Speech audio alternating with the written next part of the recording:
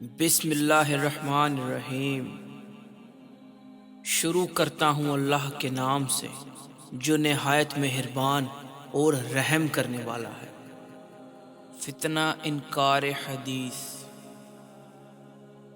یہ فتنہ آج کا نہیں ہے بلکہ یہ بہت پرانا فتنہ ہے، اور آج بھی ایسے لوگ موجود ہیں جن لوگوں نے احادیث کی مخالفت میں مختلف آراء پیش کی۔ کسی نے کہا جو حدیث قرآن کے خلاف ہوگی وہ قبول نہیں کی جائے گی، حدیث خبر واحد قبول نہیں ہوگی۔ کسی نے کہا جو حدیث امام کے قول کے خلاف ہوگی وہ رد کر دی جائے گی، اور کسی نے کہا ابو ہریرہ، انس بن مالک، سمرہ بن جندب رضی اللہ عنہم یہ راوی غیر فقیہ ہیں، لہٰذا ان کی روایت کردہ احادیث مسترد ہوں گی۔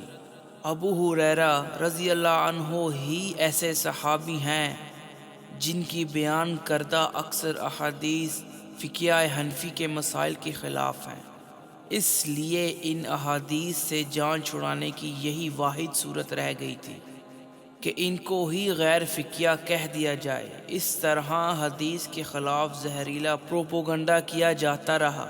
جن لوگوں نے امام بخاری رحمۃ اللہ علیہ کی کتاب صحیح بخاری الجامع صحیح مسند من حدیث رسول اللہ صلی اللہ علیہ وآلہ وسلم کا نور بصیرت سے مطالعہ کیا، ان پر یہ بات مخفی نہیں کہ جب امام بخاری رحمۃ اللہ نے یہ کتاب لکھنے کا ارادہ کیا تو یہ دونوں سوال ان کے ذہن میں موجود تھے کہ فتنہ انکار حدیث صرف 20ویں صدی کا تحفہ نہیں، انکار حدیث کی نوعیت اور دلائل میں فرق ہو سکتا ہے اور ہے، مگر بعض حلقوں کی طرف سے حدیث پر نظر کرم امام بخاری رحمۃ اللہ علیہ سے پہلے ہی موجود تھی۔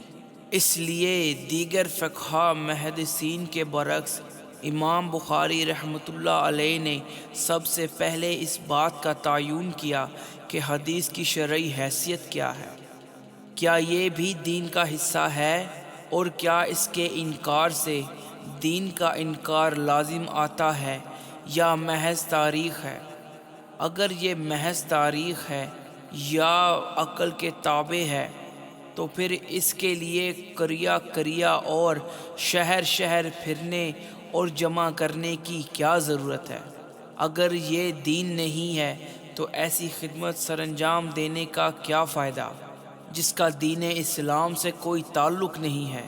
لہٰذا صحیح بخاری میں احادیث جمع کرنے سے قبل امام بخاری رحمۃ اللہ علیہ نے ضروری سمجھا کہ پہلے یہ واضح کر دیا جائے کہ حدیث وحی کا حصہ ہے، اور اصولی طور پر حدیث کو وحی نہ ماننا کفر ہے۔ امام بخاری رحمۃ اللہ علیہ نے کتاب وحی کا بیان اس کے بعد باب باندھا ہے، کیف کان بدا الوحی رسول اللہ صلی اللہ علیہ وآلہ وسلم۔ اس باب میں بدا کا معنی وحی اور وحی کا معنی دین ہے، لہٰذا اس باب کا معنی یہ ہے کہ دین کی وحی رسول اللہ صلی اللہ علیہ وآلہ وسلم پر کیسے نازل ہوئی تھی۔ اس باب کے بعد بخاری رحمۃ اللہ علیہ نے بتایا کہ ایک وحی دین وہ تھی جو خوبصورت قرآن نازل ہوتی تھی۔ نبی کریم صلی اللہ علیہ وآلہ وسلم نے فرمایا، یہ وحی مجھ پر ایسے آتی تھی جیسے گھنٹے کی جھنکار ہوتی ہے، اور یہ وحی مجھ پر بہت گراں ہوتی ہے، اور فرشتے نے جو کہا ہوتا ہے مجھے یاد ہو چکا ہوتا ہے۔ عائشہ رضی اللہ عنہ فرماتی ہیں، میں نے آپ صلی اللہ علیہ وآلہ وسلم کو دیکھا کہ جب یہ وحی نازل ہوتی تھی تو شدید سردی میں بھی جب فرشتہ واپس جاتا تھا تو آپ صلی اللہ علیہ وآلہ وسلم کی پیشانی پر پسینے کے قطرات ہوتے تھے۔ وحی کی یہ صورت قرآن کے نزول کی ہے، یعنی وہ وحی جو رسول اللہ صلی اللہ علیہ وآلہ وسلم پر بصورت کتاب نازل ہوئی جسے قرآن مجید کہا جاتا ہے۔ اس قرآن کی صورت میں جو وحی نبی صلی اللہ علیہ وآلہ وسلم پر نازل ہوئی ہے اس کے علاوہ بھی وہی دین آپ صلی اللہ علیہ وآلہ وسلم پر نازل ہوئی تھی؟ اور کیا اس وحی کا انکار کفر ہے کہ نہیں؟ امام بخاری رحمۃ اللہ علیہ فرماتے ہیں کہ قرآن کے علاوہ بھی آپ صلی اللہ علیہ وآلہ وسلم پر وہی دین نازل ہوتی تھی، اور اس کا انکار کفر ہے، کیونکہ یہ قرآن نے فرمایا ہے۔ بہت بہت شکریہ، جزاک اللہ۔